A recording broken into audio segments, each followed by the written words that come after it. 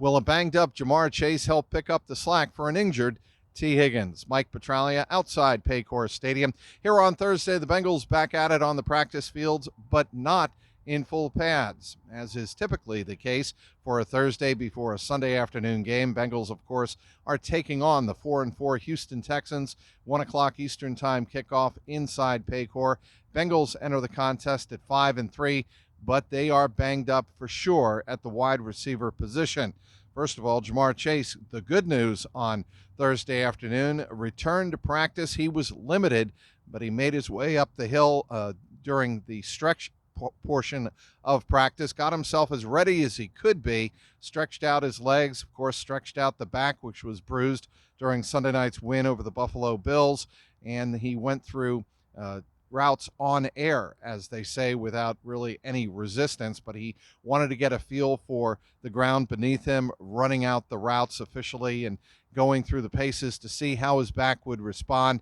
He told us after practice he feels much better than he did on Monday and Tuesday, and of course he did not practice on Wednesday, but returned to practice here on Thursday. He was limited, and he told us after practice that he knows what T. Higgins is dealing with, and he's going to try to make himself available. In his mind, he's playing on Sunday, according to JaMarr Chase. He's actually been taking hyperbaric treatment, going in a hyperbaric chamber and getting a little more oxygen to help speed up the healing in his lower back, which, of course, suffered quite a hit in that second half on Sunday night. What about T. Higgins? Well, according to Ian Rappaport of NFL Network, he has talked to sources that tell him it's a week-to-week proposition for T. Higgins and his hamstring. He is out this Sunday against the Houston Texans. So JaMarr Chase saying that he will try and pick up the slack for T. Higgins is all that more appreciated, certainly, by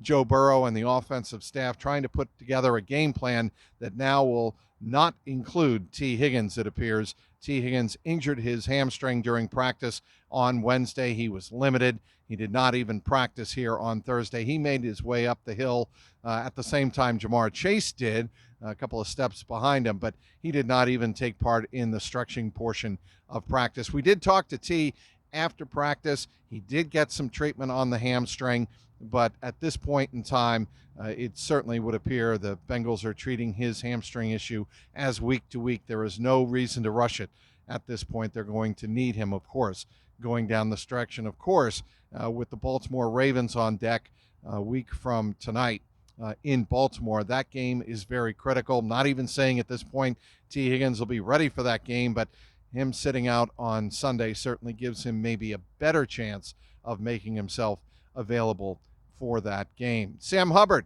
he walked through the locker room late in the media portion of availability here on Thursday, said hi to Joe Burrow and a couple of other teammates. He had no boot on his right ankle, but he did have it taped with a sock over it, a black sock over it.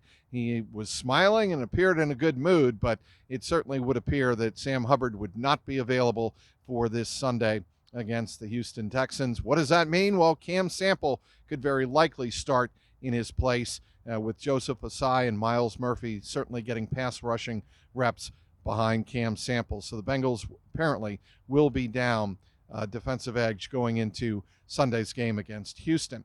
Talk to Mike Hilton, the nickelback of the Bengals here on Thursday afternoon. He had some very complimentary thoughts about rookie quarterback C.J. Stroud of the Texans. He said he does not act or throw like a rookie. We're going to make him try and force him into some mistakes here on Thursday, but it's going to be a little bit more of a challenge than with your typical rookie quarterback. Says he's noticed how accurate he is and how well he gets the ball out on time, so that's a good sign for any rookie going into the NFL, but that doesn't mean the Bengals aren't going to throw some wrinkles. Lou Anarumo, of course, loves to change things up, especially in the second half. So we'll see how that progresses on Sunday. Stroud comes into this game with a remarkable 14 touchdowns and even more remarkably, only one interception. He's been one of the most accurate quarterbacks through 8 games in the NFL. Well, that'll do it for a Thursday here outside Paycor Stadium. Be sure to follow me on Twitter X. That's at Trags, Trags. As always, follow me online, clnscincy.com, the latest and greatest location for all of your up-to-date Bengals coverage. And as always, please follow me on YouTube at youtube.com/@JungleRoarPod. Outside Paycor Stadium, Mike Petraglia, CLNS Media.